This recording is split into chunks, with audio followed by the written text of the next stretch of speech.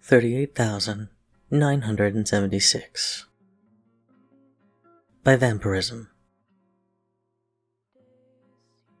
Read by Charliegolightly. Happy birthday.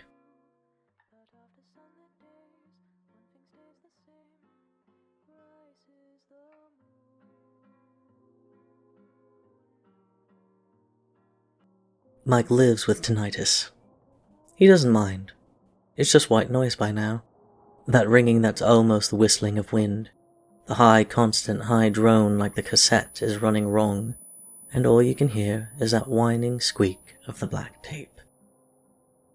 That's what Oliver's hair looks like, he muses. Like waves of thick black tape. Of a video that's hopelessly tangled out of the open end of the plastic box. He doesn't know Oliver's name at this time. But that doesn't matter. You don't need to know someone's name to stare at them in mute shock until the noise comes back, and you remember you're looking at a man who is waiting for you to take your seat on the plane. Mike's got the window seat, naturally, but the plane is pretty empty, and they'll have a space left between them. No one has to get the weird, uncomfortable middle seat on this little aircraft. So the man with hair that moves like snakes checks his boarding pass, and settles into the aisle seat, stretching his one leg into the aisle, but pressed close to the seat in front of him, so as not to trip anyone. How polite.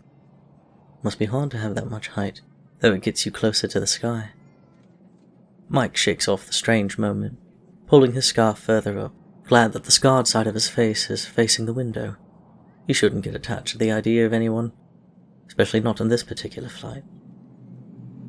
Takeoff feels fantastic. But of course it does. Feeling himself leave the ground is always euphoric. The swoop of his stomach and the pressure in his ears never gets old, and he revels even in the pain of the pops as they equalize. The rattle of the plane as they go through some clouds doesn't even bother him. Why would it?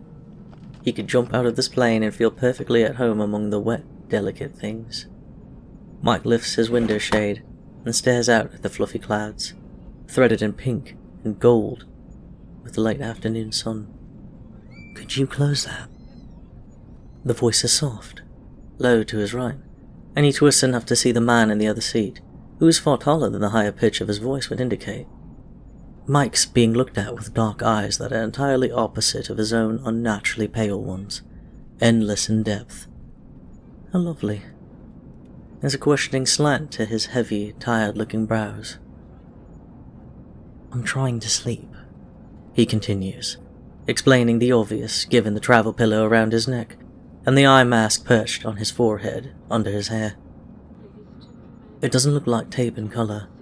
It's black, yes, but it isn't shiny. It's twisted in thick, long locks that were probably once very neat, but now are fuzzy all over, giving him a bit of a halo effect of black fuzz. These are nearly as depthless as his eyes, and paired with his skin, he looks like he's made of sad shadows. So wrapped up in this impromptu assessment of the stranger, he takes a long moment to process the words. Without further thought, he says, "Sorry," and shuts the shade. He'll see it again soon enough. It's a long flight they're on. It's crossing right over the entirety of Eurasia. They'd boarded in Hong Kong, so it's approximately 12 hours to London. Mike's got plenty of money, but going up to business class seemed excessive, and he's not dressed for it. Even economy class on a long flight is still pretty good.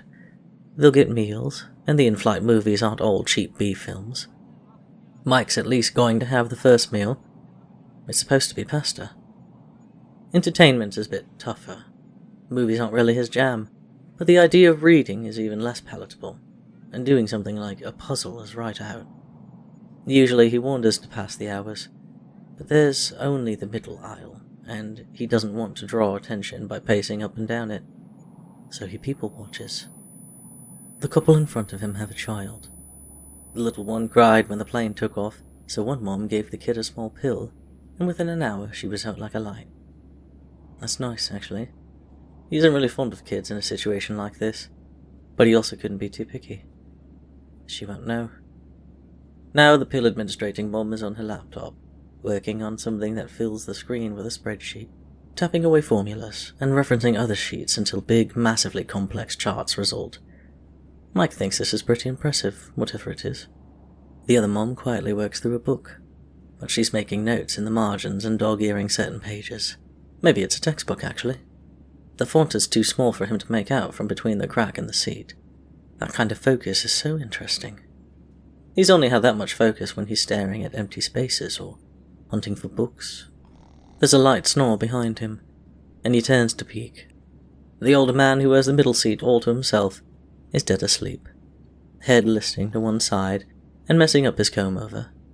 His clothes are all wrinkly, middle class and a few years out of a current popular style. His hands folded over his lap are the hands of someone who once did hard labour, but maybe not as recently. Worked his way up the ladder, it seems. Mike smiles to himself in amusement. You can learn so much about people by looking at them, by seeing how they react to stimuli. He wonders what their faces will look like in the next few hours. This draws his attention back to the dark man across from him, though there's a valiant effort there, obvious in the forcibly relaxed posture and the too even breathing. He isn't asleep. Not deeply, at least. How interesting. Maybe he's scared of planes. Maybe he has insomnia. Maybe he's scared of the dark. That last one would be funny, given that he's basically a walking shadow of black everything. Meanwhile, Mike is pale in every way. From blonde hair to light skin to clothes and whites and gentle greys. Funny. Proof of his observation is in how quickly the stranger wakes when the food cart comes through and the smell of dinner begins wafting through the cabin. Mike gets the pasta with chicken. The man deliberates a minute before settling on the vegetarian option with eggplant. He's kind enough to hand Mike his tray as it comes up. Their fingers brush, and to Mike's surprise, he's not warm. You'd think with that thick black coat and all that hair, he'd be a furnace. But no, his fingertips are cool, and his knuckles a little ashy from dryness. His mask and pillow go into the middle seat without a word, and he gets to eating with calm efficiency that says he probably isn't even tasting it. Mike savours the meal. It's not fantastic pasta, and it certainly isn't delicious Asian street food, but it'll do. The man takes his plate back after they've dined in comfortable silence, surrounded by the murmurs and eating sounds of the rest of the sparse population of this plane. And Mike doesn't notice the low droning of the plane, or the ringing in his ears. Only thinks of the strange coldness of the man sharing his row. He loves the cold. The higher up you go, the colder it gets. So it just makes sense. But even young he liked the snow, and really loved the frigid wind whipping past his face the few times he could indulge his adrenaline-fueled nature, and do things like ski, or ride roller coasters, or zipline. Even the simple joy of going as fast and high as he could on the swings in the dead of winter on the playground. Cold is a blanket of clean, fresh energy. So why did the man's fingers feel like lead? There's a weight to this man, he decides. He's blatantly staring now. The stranger isn't paying attention, though, too busy resettling his sleep paraphernalia to try once again for rest. For a while, he simply sits with the mask once again pressed to his forehead, staring up at the top of the craft. You could always watch a movie. Mike says it before he thinks better of it. Really, it catches him a bit by surprise, the suggestion slipping between his lips like a cell phone slipping out of someone's hand over a tall ledge. Just like with a cell phone. He grasps for it as it drops away, mentally trying to grab the sounds back into his mouth. What the hell? It could tire you out, he says next when those hooded eyes slide over to look at him, because he's in it now, and still is trying to minimize his presence even though he just slapped away anonymity with shocking ease. Just a normal conversation. If you're having trouble. There's a smile that slips onto the man's face that is so exhausted. It's the only bit of warmth on him, and it's directed at Mike. I'm already very tired, but thank you.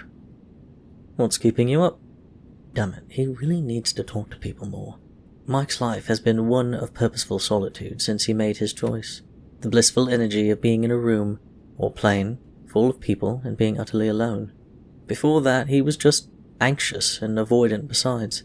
Most people didn't notice him, if he covers the scar. But that kind of happy individuality comes with a cost that he isn't at all good at small talk anymore. He recognizes that the question is very invasive, but it's too late now.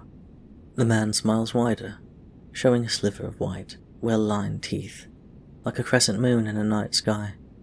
How pretty. Everyone. I'd thought that an overnight like this might... He shakes his head, his mass of hair rustling, some ruefulness to the motion. That's how it is now. The words are extremely cryptic, giving away nothing of the actual cause, but Mike feels them resonate all the same. People are the root of everything, after all, and Mike can either live with them or without them. But this bone-deep weariness he can feel radiating off the stranger in waves keeps his attention.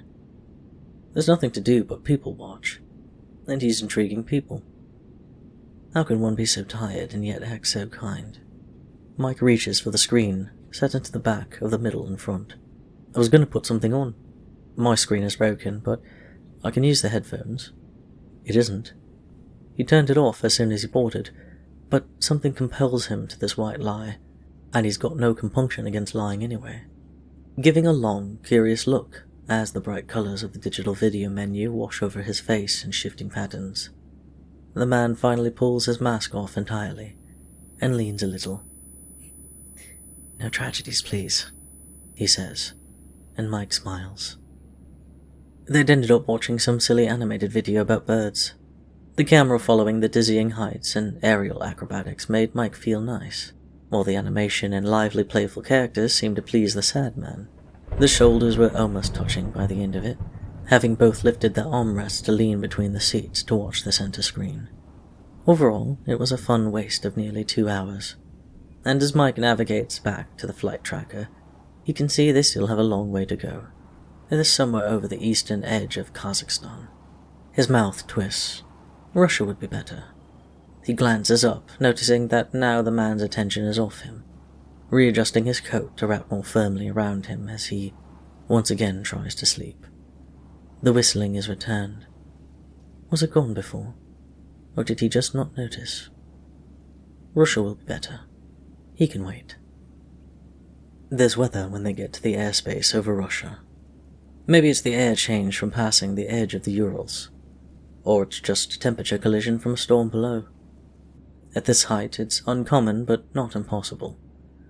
It's in the -50s outside right now, and Mike can't help but pull up the shade enough to put his hand to the glass and imagine he can feel it. It's dark outside anyway. It's the middle of the night.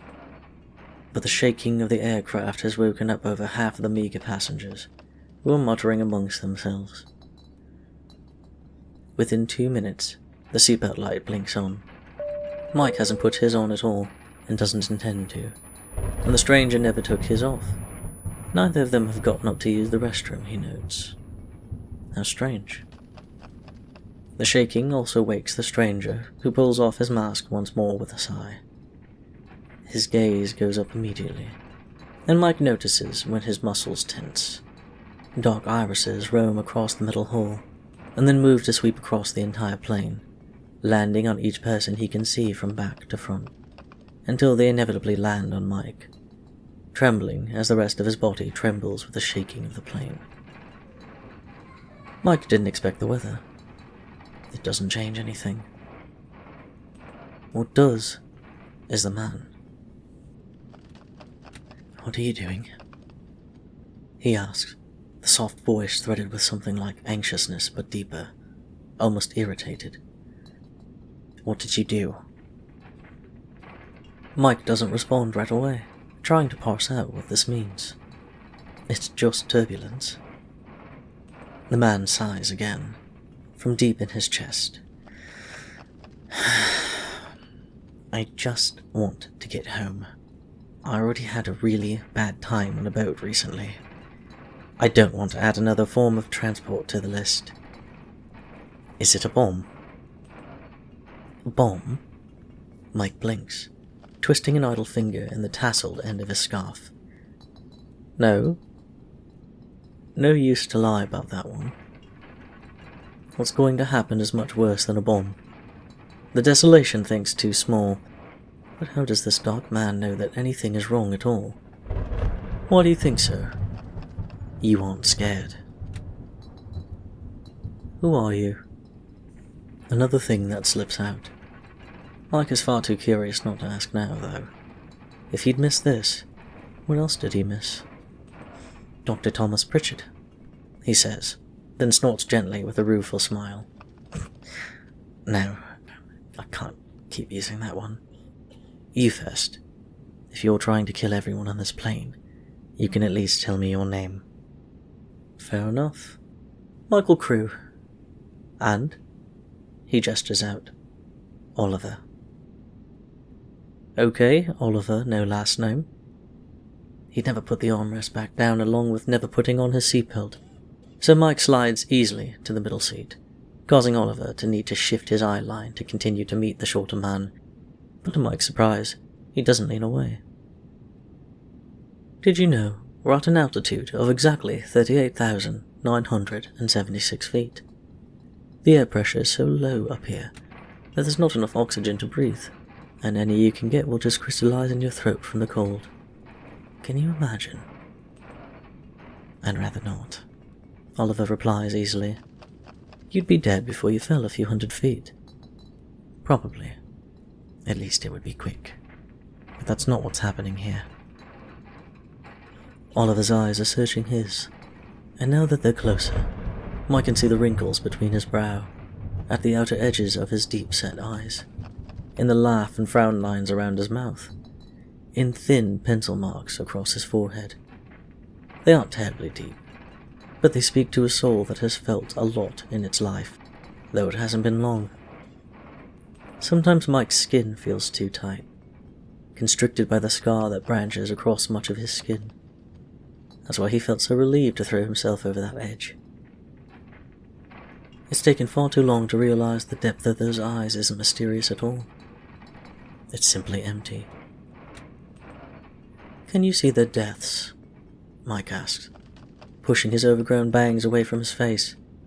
He feels a little warm now, actually, and boldly unwinds his scarf to set it in his recently vacated seat. Oliver doesn't answer this, but winds a hand into Mike's V-neck shirt and locks his fist closed. He waits. This doesn't scare Mike at all, though maybe it should. Another avatar of fear on this flight was the last thing he was expecting, and not everyone plays nice. Fairchild is an old hand, a really, really old hand, at playing house with others, managing some impressive collaborations, but Mike is a free agent. He's only met a few other avatars, and it was in passing. There's a short list of who Oliver might serve, and they're generally pretty low-key, but his guard is slowly going up nonetheless. Worst case scenario, he drops through the floor and disappears into the open air before violence erupts. It'll take a while to find his way to the ground, sure, but he's got no plans. Wherever he lands might be a pain in the arse, though. You wouldn't be asking if you were hers, he muses. And it seems repetitive if you had already seen it. You really care what happens to these people? The fist twists tighter, and Oliver leans closer, but Mike doesn't get the feeling that he's about to be hurt. There's no fire in the motions, only resoluteness, an assuredness, a stolidity that speaks to the graceful inevitable. The pull on his shirt, however, bears his neck and the top of his chest, and the low overhead glow from the middle seat's reading light casts over his skin, showing his scar and glints of silvery lines that stretch up and flirt with his jaw and cheek. Oliver glances down. Who wouldn't? Mike can't help but to say, "Don't ask." And it's a warning. Oliver stares at the markings, seeming to see more than is visually there. I wasn't going to. After another tense moment, he lets go, dropping Mike back to the seat.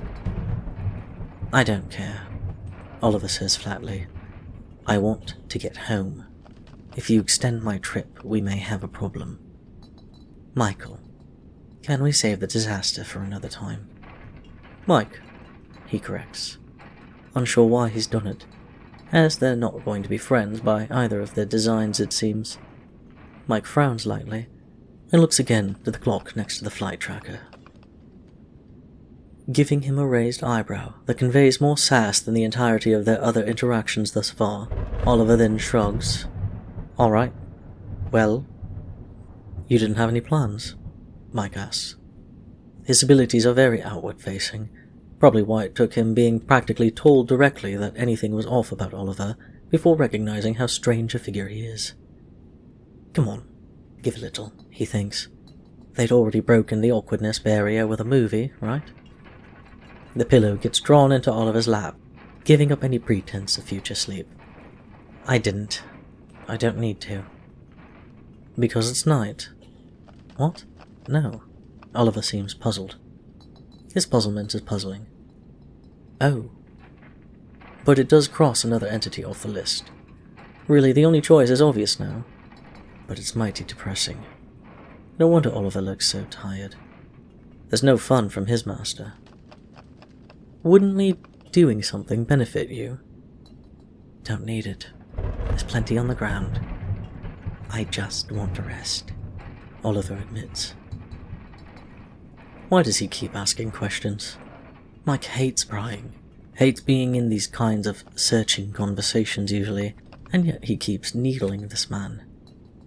Honestly, if he hadn't been chased by the stranger through most of his human life, he probably would have ended up with the lonely. The vast isn't so different sometimes, but he's not being peeled apart for answers here. Oliver is. He wants to open this man up to the elements, unfurl his skin and straighten out the wrinkles of his brain, and let the cold nothingness brush against every cell until he understands. This realization changes the fate of the plane, and when Oliver's head tilts to look about the cabin again, Mike knows he can see it. I appreciate it. I really didn't want to end you. Mike huffs, amused. Wouldn't that be something to see? You so sure you'd win? Fairly sure. The smile is back, but it's more like the crack of dawn than the moon now, warmer. It affects the slant of his eyes, and they suddenly don't look so dead. How fascinating. Mike suddenly wants to see it again. See how they reflect the light in the endless sun on a desert expanse, or on top of a skyscraper. Wants to see the way his skin changes colour with space and light. He wants to see Oliver look warm. Glad we aren't finding out. I quite like my life as is, Mike replies. Do you? Oliver asks, looking genuinely curious himself, though not excited. That might have been insensitive, Mike considers.